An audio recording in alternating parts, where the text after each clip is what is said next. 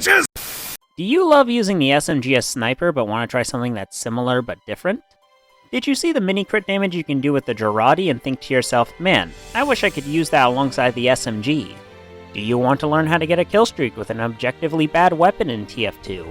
If you said yes to any of the following, I have the guide for you.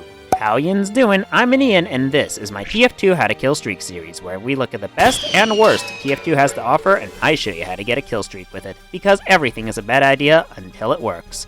As you could tell by reading the title of this video, we'll be covering the Cleaner's Carbine today. So without further ado, let's get into it. Sorry to keep you waiting!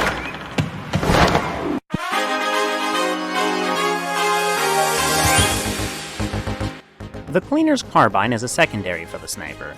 This means it has to compete for an equipped slot against the stock SMG, the various backpacks the sniper has in his arsenal, as well as the Girardi, and it can be crafted by combining a reclaimed metal with 3 bushwhackas.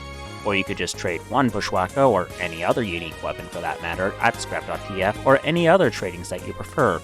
You see why no one uses the crafting system? As for what the Carbine does, it's an SMG for the sniper that has a crikey meter that can be charged up by dealing damage with it against opponents, and once filled up, you will be able to activate at your leisure a special ability where you get guaranteed mini crits for 8 seconds. The downsides to this weapon are that the clip size is 20% smaller, meaning you have to reload more often, your firing speed is reduced by 25%, meaning you hit opponents less often, and you can't get random crits whatsoever with this thing either. This means that the average DPS of this weapon, when boosted with its crikey meter, is actually equal to that of the stock SMG. That is assuming, of course, however, that you actually end up landing all your shots with this weapon, which, given that there's random bullet spread and players will try to juke your attacks by predicting your movement, means, yeah, you're not going to land 100% of your shots. As a result, if your end goal here is to just get kills with your secondary specifically, you're better off just using the stock SMG. However, that's not really what players use the crikey meter for. You see, once it's activated, you still get those guaranteed mini crits even if you switch to a different weapon. When it comes to your primaries, this really isn't all that beneficial since the headshot guaranteed critical hits of your sniper rifle override the mini crits, meaning they don't actually benefit if you're landing your shots whatsoever. So unless you're trying to go for body shots, the Cleaner's Carbine won't have a lot of synergy with your primary weapons. But what it will have great synergy with is your melee weapons, specifically the bushwhacka. You see, the bushwhacka gives you guaranteed critical hits when you would normally mini crit. This means once you activate the crikey meter with the Carbine, you can get a guaranteed 195 damage per melee hit with this weapon. Which, for those of you not in the know, means you can pretty much one-shot anything less than a heavy in most situations in this game. And the few things that can actually survive a single hit from this weapon can usually be killed in 2, unless that thing in question is an ubercharged player, in which case anything less than telefragging is not going to kill them. However, given that the sniper himself doesn't have a lot of mobility options, and his health pool is relatively small in this game, and the fact you're trying to go for a melee kill with a weapon that gives you 20% damage vulnerability when you have pulled out, calling this a high-risk playstyle is an understatement. Combine this with the fact that, much like Ubercharge, you lose your crikey meter upon death, and yeah, you can see why not a lot of players use this weapon whatsoever. Trying to build up the crikey meter requires you to get into mid-range with opponents in order to reliably hit anyone with it whatsoever. And the sniper's mid-game combat abilities are honestly quite terrible, especially with the Carbine, what with its reduced firing speed and clip size. In fact, the only times I was able to consistently win 1v1s were against clueless players, and when I was able to use health packs to top myself off mid-battle. Thankfully, however, you don't actually need to kill anyone in order to build the crikey meter, just do damage with it. And where you're getting that damage from is honestly irrelevant. Doesn't matter if it's some clueless cloaked spy you were able to shoot down in a corner or an engineer's building. As long as you're doing damage, it builds the crikey meter. So if you see a large mosh pit of enemy players somewhere, shoot into them with this thing.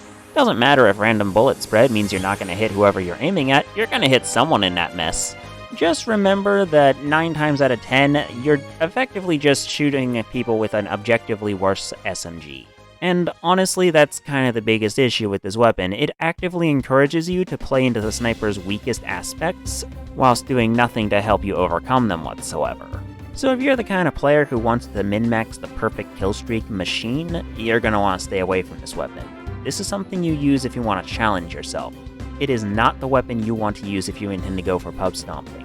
I seriously have more footage of me getting killed with this weapon than getting kills, by a very wide margin.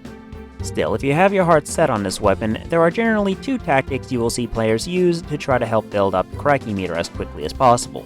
The first is the simple Huntsman tactic. This is because the Huntsman has a bit of a RNG aspect of landing headshots and actively requires you to get into the Carbine's optimal range to hit anyone in the first place, meaning opportunities to help build your crikey meter as well as ways to use it outside of melee range are far more abundant.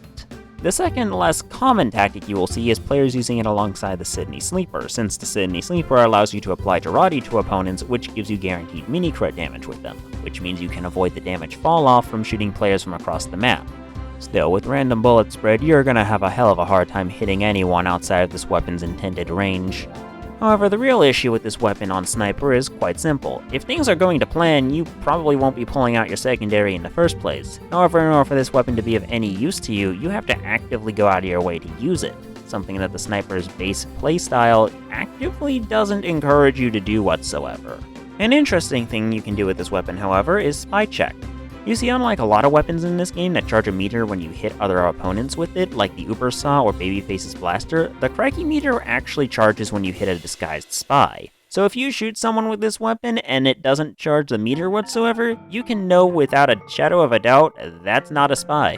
And if it does charge your meter, keep shooting at them. You're charging the meter and killing a spy. 2 birds, 1 stone as far as I'm concerned. And you gotta get those clips for that frag video you're working on somehow, don't ya? And honestly, that's really the only kind of people who use this weapon for the most part. People trying to make videos about various weapons and crazy combos you can pull off in this game. No one really uses this weapon in any serious capacity. And at the end of the day, that's all I really have to say about this weapon. All in all, I give the Cleaner's Carbine a bad weapon out of 10. It's not the worst weapon in TF2 by a long shot, but it's arguably the worst secondary the Sniper has.